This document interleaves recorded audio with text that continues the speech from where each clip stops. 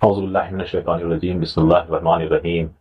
السلام علیکم دوستوں، میں استقبال کرتا ہوں آپ سبھی کا اپنے یوٹیوب چینل پر جس کا نام ہے اردو کاپی۔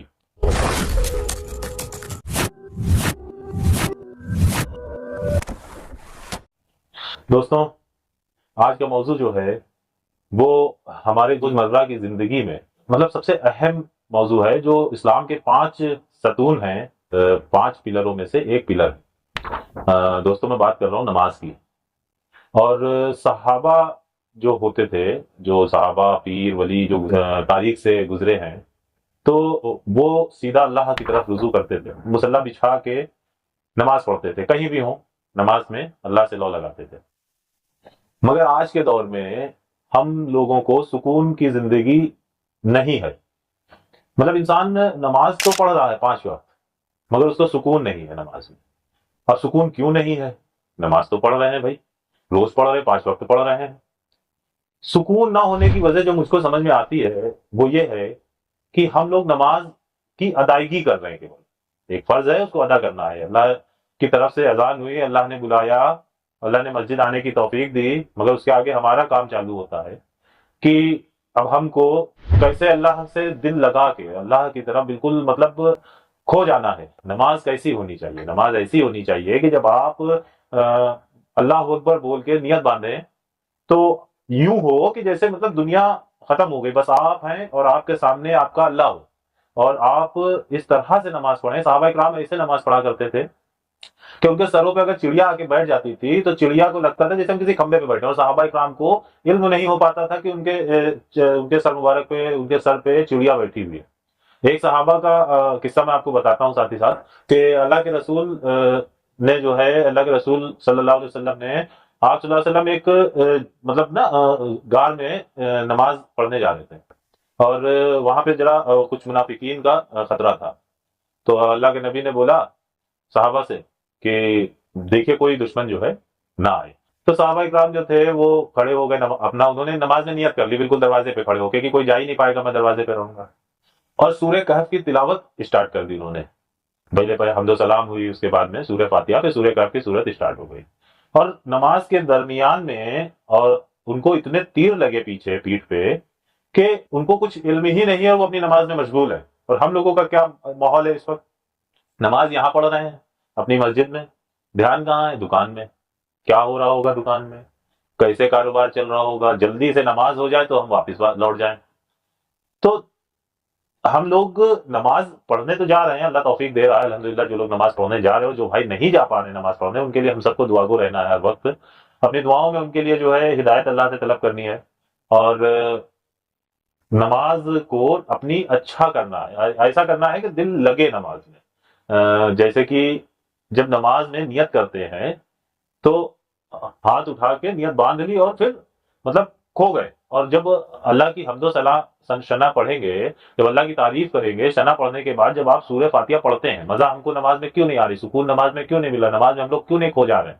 وجہ اس کے پیچھے صرف یہ ہے کہ نماز میں جو ہم لوگ پڑھتے ہیں اس کے بارے میں ہمیں علم ہی نہیں ہے۔ ہم نے فوری طور سے ہم کو یاد کرا دیا گیا کہ سورہ فاتحہ پڑھنی ہے، الحمدللہ رب العالمین، اس کا مطلب کیا ہے ہم نے جاننے کی کبھی کوشش ہی نہیں کری۔ یوں اس طریقے سے اس کی مثال ہے جیسے کہ ابھی ہم کو کوئی انگریز آئے، یا ہم ہندی بھاشا جانتے ہیں، اردو بھاشا جانتے ہیں، عربی بھاشا جانتے ہیں، جس بھاشا کو ہم نہیں جانتے اس بھاشا کا بندہ سامنے ہمارے آئے اور آ کے ہماری تعریف کرے تو ہمیں کچھ سمجھ ہی میں نہیں آئے گا، ہم ریئیکٹ کریں گے ہی نہیں۔ پھر آ کے گالی دے، برائی کرے تو بھی ہمیں نہیں سمجھ میں آئے گا، ہم تو ویسے کے ویسے کھڑے رہیں گے۔ تو اسی طریقے سے ہماری نماز کا حساب کتاب ہو رکھا ہے اس وقت۔ نماز میں کھڑے ہو کے خالی ارکان ادا کرنے ہیں، جو فرائض بتا دیے گئے ہیں، فوری طور پہ جان لیے ہیں، سن لیے ہیں، دادی نانی سے سیکھ لیے ہیں، بس انہی کو ریپیٹ کرنا ہے کہ اللہ اکبر، رکوع میں چلے گئے، سمی اللہ لمن حمدہ، کھڑے ہو گئے، پھر اللہ اکبر، سجدے میں چلے گئے۔ بس یہ خالی یہ نہیں، ایک ہر چیز کی، ایک ہر عمل کا ایک حق ہوتا ہے۔ اس حق کو جب ہم اچھے سے ادا کریں گے، اچھے سے ادا کیسے کر پائیں گے؟ جب جانیں گے۔ اللہ نے یوں تو قرآن میں ساری بات بتا دی، مگر ہم قرآن کو ہی نہیں سمجھتے، قرآن کو ہی نہیں سمجھنا چاہتے ہیں۔ خالی جو ہے بامشکل آج کل کے نوجوان، اور خالی ان کو قرآن آتا ہے، آتا کیا، وہ بھی دیکھ کے پڑھ لیں گے، بس ہو گیا، اتنا ہو گیا، وہ بھی ہفتے میں، مہینے میں یا رمضان میں قرآن کھول لیا، اس کے علاوہ جو ہے نہیں کھول ہی نہیں رہے قرآن. جبکہ ہونا کیا چاہیے کہ جب ہم نے الحمدللہ رب العالمین پڑھا تو ہم کو اس کا علم ہونا چاہیے کہ اس کا مطلب کیا ہے. علم کہاں سے ہوگا؟ جب ہم کسی عالم سے رابطہ کریں گے، اپنی دوستی بنائیں گے، عالموں کی محفل میں بیٹھیں گے، دینداروں کے ساتھ جڑیں گے اور سمجھنے کی کوشش کریں گے، اپنا وقت لگائیں گے. وقت یوں نہیں کہ روڈ پہ کھڑے ہیں، روڈ پہ کھڑے ہونے سے کچھ نہیں ہونا ہے. وقت یہ نہیں کہ جلسہ ہوا پہنچ گیا، سن لیا، چلے آئے، شیرنی لے لی، کھا لی. یہ ایسے نہیں.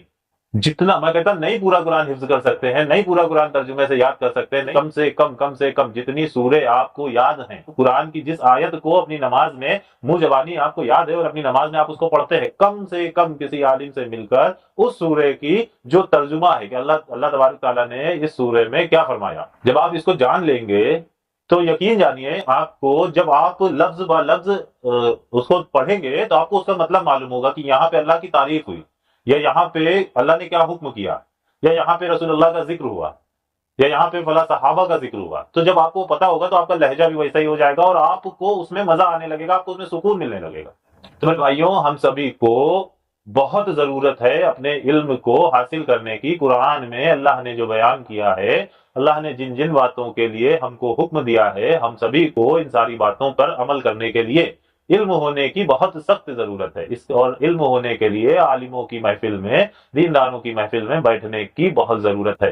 اور دیکھیے ہمارے آپ کی تو زندگی جن کی مشغول ہو چکی ہے، وہ بھی کم از کم اتنا تو کہ سورہ فاتحہ کا کیا مطلب ہے، کہاں پہ اللہ نے حکم دیا ہے، کہاں پہ اللہ نے ہدایت دی ہے، اور کہاں پہ اللہ کی تعریف ہو رہی ہے اور کن باتوں سے اللہ نے منع کیا ہے. یہ ساری چیزیں جاننے کی ضرورت ہے. سورہ فاتحہ کے بارے میں، سورہ فاتحہ کا مطلب لفظ با لفظ، حروف با حروف آپ جانیے.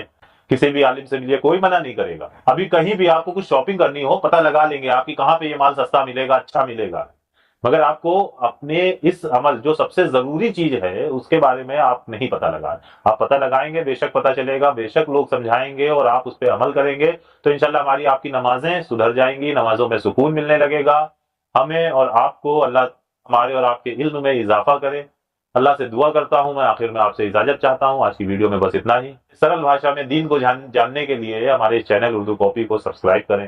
اگر اس میں کوئی بات آپ کو ایسی لگتی ہے کہ اس بات کو اپنے مسلمان بھائی کے پاس پہنچانے کی ضرورت ہے، اگر آپ کسی کو تک اچھی بات پہنچاتے ہیں تو انشاءاللہ تعالیٰ ضرور آپ کو بھی اس کا اجر ملے گا. ہمیں اور آپ کو بہت ضرورت ہے اپنے دنیا کو، اپنے دین کو، اپنی آخرت کو سنوارنے کا. اللہ حافظ.